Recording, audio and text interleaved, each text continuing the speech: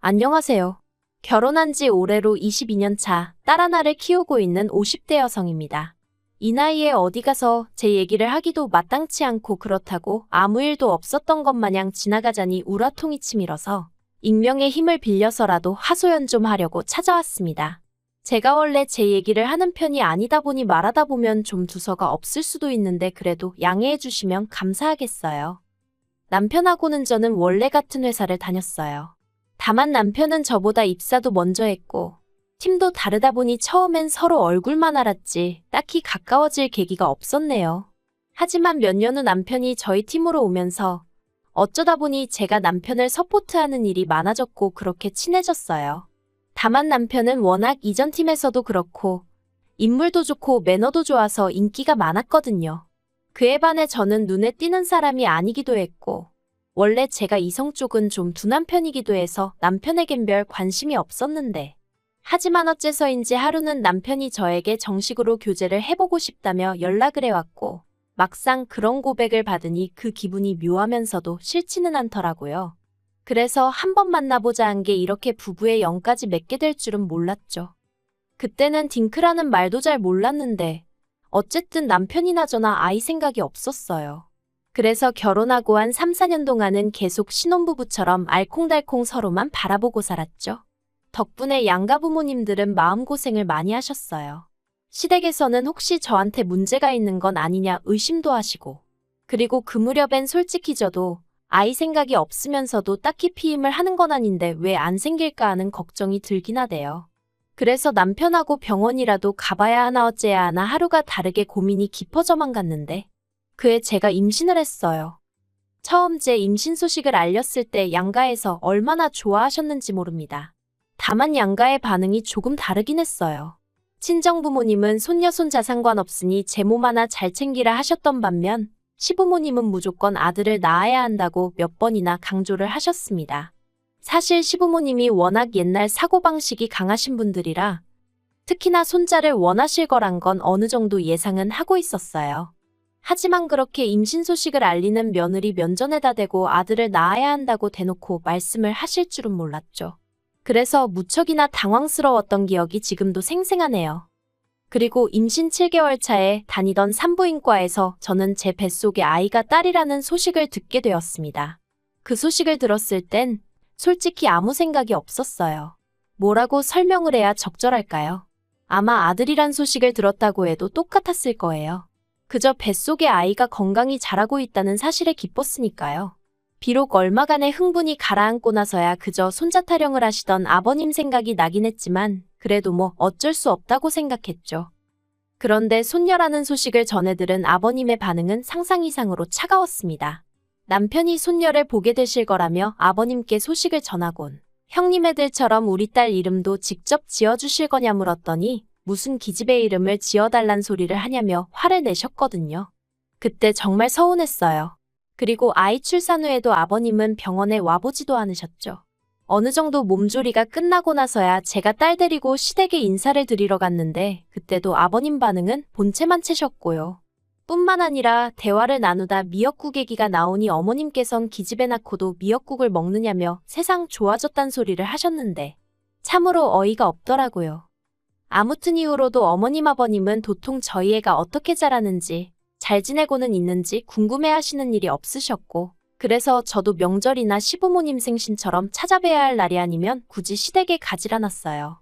게다가 어쩌다 한번 가는 시댁에서도 아버님은 남자 시조카들은 보란듯이 양옆에 끼고 소파에 앉아 TV를 보시고 저희 딸은 매번 바닥에 앉히시기 일쑤셨지요. 처음엔 설마 싶었지만 그 꼴을 몇 번씩이나 보고 나니까 하루는 정말 머리뚜껑이 열리는 것 같더라고요. 그래서 제가 남편더러 정말 이대로 보고만 있을 거냐니까 남편이 자기도 더는 못 참겠다면서 아버님한테 큰 소리로 화를 내대요. 이럴 거면 영 끊고 살자면서요. 그리고 그 일이 있고 한 1년은 정말 서로 연락 한 번 없이 지냈어요. 중간에서 아주버님은 그래도 저희가 아랫사람이니 이 정도 했으면 되지 않냐 하시며 숙이고 들어가라 하셨지만 아주버님은 아들만 둘이었고 그 아들 둘이 시부모님으로부터 온갖 사랑은 다 받고 있었으니 저희 기분을 이해할 리가 없었죠. 아무튼 남편도 형은 상관하지 말라며 버텼고 결국 어머님이 먼저 연락을 해오셨어요. 부모 자식 간에 언제까지 이러고 살 순 없지 않냐 하시며 저희더러 이해를 좀 해달라. 당신들도 노력하겠다 이렇게요. 솔직히 저희가 바라던 사과도 아니었고 두 분 다 끝끝내 미안하단 말씀은 없으셨으니 반쪽짜리도 못 되는 사과였지만 그래도 일단은 알겠다 하고 다시 조금씩 왕래를 시작했네요. 하지만 저희 딸이 7살 되던 해였습니다. 저희 부부는 경제교육이 중요하다 생각하여 딸아이가 어렸을 때부터 돈을 받으면 일단은 저금통에 넣게끔 교육을 시켜왔어요. 특히 명절처럼 아이 입장에서 큰돈이 오갈 때는 엄마가 맡아줄게, 나중에 줄게 이런 말보다는 본인이 직접 저금통에 넣게끔 가르쳤었죠. 그런데 그해 추석이 지나고 아이 저금통을 봤는데 저금통이 텅 비었더라고요. 기억에는 아주버님이랑 시이모님한테랑 얼마씩 받았던 것 같은데 말이에요. 그래서 애한테 용돈 받은 거 어디다 뒀냐고 물으니 그 돈을 전부 다 아주버님네 애들, 그러니까 시조카들한테 줬다는 겁니다. 저는 처음에 아이가 제 말 뜻을 제대로 이해를 못한 줄 알았어요. 그래서 다시 지난번에 할머니 할아버지 집에 가서 받은 용돈, 그 돈 어디다 뒀어? 하고 물으니 애가 답답하다는 듯 저희 어머님이 시조카들한테 주라고 했다는 거예요. 제가 황당하기도 하고 어이가 없어서 할머니가 그걸 왜 다 오빠한테 주라고 그랬냐니까 할머니가 앞으로도 저희 딸이 받는 건 다 오빠한테 줘야 하는 거라고 하셨다나요. 그 말을 듣곤 어찌나 속이 상하던지. 그래서 제가 딸에게 그건 할머니가 잘못 이야기하신 거라고, 그럴 필요 없다고 했어요. 그리곤 바로 남편에게 전화해서 딸애와 나눈 이야기를 전했죠. 그러자 남편도 저만큼이나 화가 난 것 같더니 자기가 퇴근하는 대로 시댁에 가서 아주 단판을 짓고 오겠다대요. 그리고 제가 그 현장에 있지 않았으니 정확히 어떤 대화가 오갔는지는 모르겠습니다만 확실한 건 남편하고 시부모님 두 분하고 정말 한판 크게 싸운 듯하대요. 남편이 시부모님한테 어떻게 7살밖에 안 먹은 손녀한테 앞으로도 죄다 오빠들한테 양보해야 된다. 오빠들을 도와주려고 태어난 거다 그런 말씀을 하실 수가 있냐고 따졌더니 시부모님 하시는 말씀이 기집애들이 원래 그럴라고 태어나는 거지 그럼 뭐 얼마나 대단한 일을 할 것 같냐며 적반하장으로 나오시더랍니다. 그리고는 그러니까 지금이라도 니네도 아들 하나 더 낳으라셨다나요? 그래서 남편이 됐다고 둘째 아들은 죽었다 생각하시고 사시라 했대요. 앞으로 평생 얼굴 볼 일은 없을 거라면서 말이죠. 그리고 이후로 또 1년을 시댁하고 연락 없이 지냈어요. 솔직히 처음 이런 일을 겪었을 때는 밤낮으로 심장이 벌렁거리기도 하고 괜히 죄책감도 들고 그랬는데 이번만큼은 그런 것도 없더라고요. 오히려 제 어린 딸이 당한 걸 생각하면 고작 저희 쪽에서 할 수 있는 일이라곤 연락을 끊는 것뿐이라는 게 억울하고 분할 지경이었으니까요. 그런데 저희 딸이 초등학교에 입학하고 얼마 지나지 않아 시부모님한테 연락이 왔어요. 입학 축하한다면서 10만 원을 같이 보내셨더라고요. 어이가 없었죠. 제가 동기한 줄 모르는 사람은 아니지만 10만 원이라니 뭐 하자는 건가 싶기도 하고 누가 돈 달라고 했나? 왜 돈까지 보내시면서 이러시나 싶기도 하고 그래서 돈은 아주버님을 통해서 돌려드리고 남편이 마음만 감사히 받겠다고 하지만 연락은 하지 마시라 했다 들었습니다. 그런데 이후로도 한 달 간격으로 어머님 아버님이 당신들이 살면 얼마나 살겠냐는 둥 돌이켜보니 손녀한테 뭐 하나 잘해준 것도 없고 마음이 안 좋다는 둥. 그래서 결국 저희가 또 한 수 접고 들어갔네요. 막말로 당장 돌아가시량반들이 아닌 건 잘 알고 있었지만 괜히 마음 찝찝할 일은 남겨두고 싶지 않았으니까요. 그리고 이렇게 지내온 세월이 벌써 10년 가까이 되어가는데 사실 그 시간 동안에도 별 거지 같은 꼴을 한두 번 본 게 아니에요. 아주버님 애들은 중학교, 고등학교 들어갈 때 딱딱 100만 원씩 주시더니 저희 딸은 10만 원 주시고 이런 건 뭐 할 얘기거리도 못 됩니다. 그까짓 돈 몇 푼 탐나지도 않아요. 저를 진짜 열받게 하는 건 사실 그런 금전적인 지원보다는 어머님 아버님이 저희 딸을 어떻게든 깎아내리고 싶어 환장이라도 하신 분들 마냥 저희 딸만 보면 흠잡기에 급급하셨다는 거죠. 일단 시조카들은 아무리 남자들이라고 해도 키가 170 조금 넘는데 하나는 체중이 90kg, 하나는 거진 100kg 가까이 될 정도로 뚱뚱하거든요. 그런데도 어머님 아버님은 걔네들 보고는 아주 든든하니 보기 좋다 남자가 덩치가 있어야 된다 하시면서 키 163에 몸무게 50kg 나가는 저희 딸한테는 뭘 먹고 이렇게 살이 쪘냐면서 여자가 살찌면 둔해 보인다고 살 좀 빼라 소리를 한참 외모로 예민할 시기에 귀에 딱지가 않게 말씀하시대요. 그리고 그럴 때마다 저나 남편이라고 가만히 있지 않았어요. 왜 쓸데없는 소리를 하시냐. 우리가 보기엔 시조카들이야말로 문제다.